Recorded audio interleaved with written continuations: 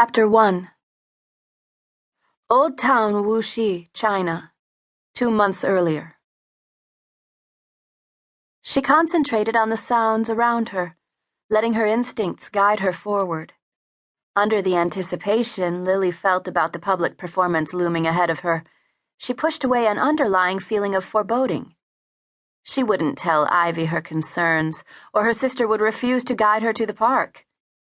She'd awoken at 4 o'clock that morning, on the 4th day of the month, and then had dropped her boiled egg not once or twice, but 4 times.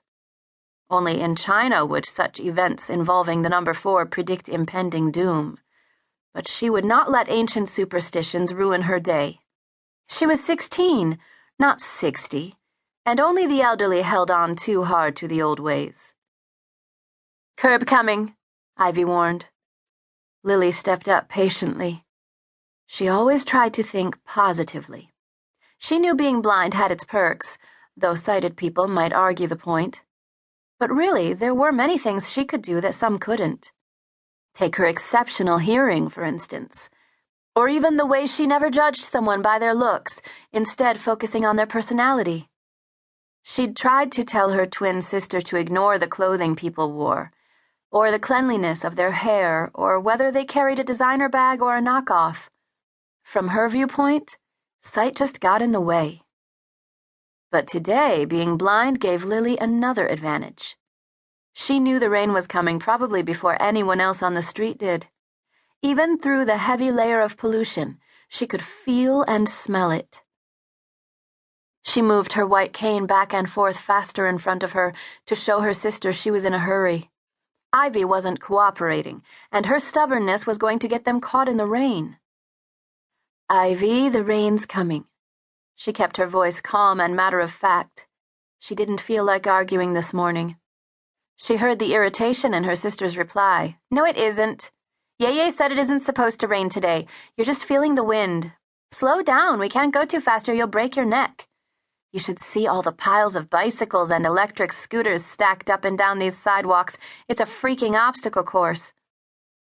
Lily didn't answer but picked up the pace anyway, even though her sister was supposed to be the one leading her. Holding tightly to her upper arm, she forced Ivy to walk faster, oblivious to the uneven sidewalks and the other obstacles in her path.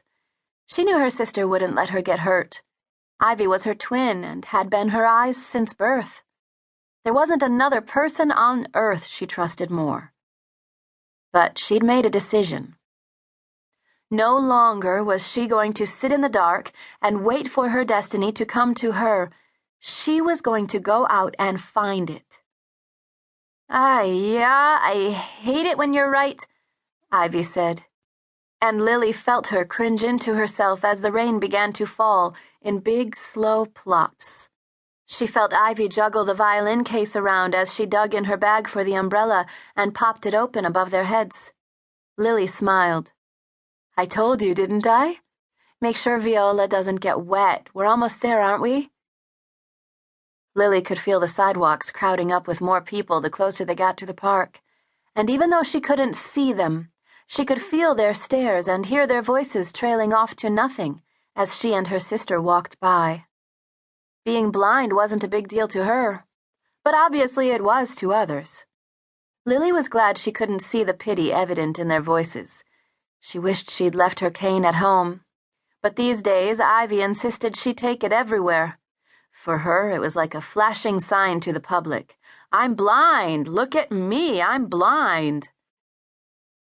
This was one thing between them her sister just couldn't understand. Ivy always tried to tell her the hesitation people showed was because they were twins, not because she was blind. But Lily knew better and just wanted to be treated like everyone else. "Zhao!" someone called from the other side of the street. Ivy returned the greeting, then leaned in closer to Lily. "It's Old Man Wong from the butcher's shop." "Give Benfu and Calli my regards," the man called out again, and Lily waved her hand in his direction. She was surprised someone hadn't already stopped them. It was rare to walk anywhere without running into someone who knew their Yeye and Nai. "I still don't think this is a good idea, Lily. If Yeye finds out we did this, he's gonna pitch a fit."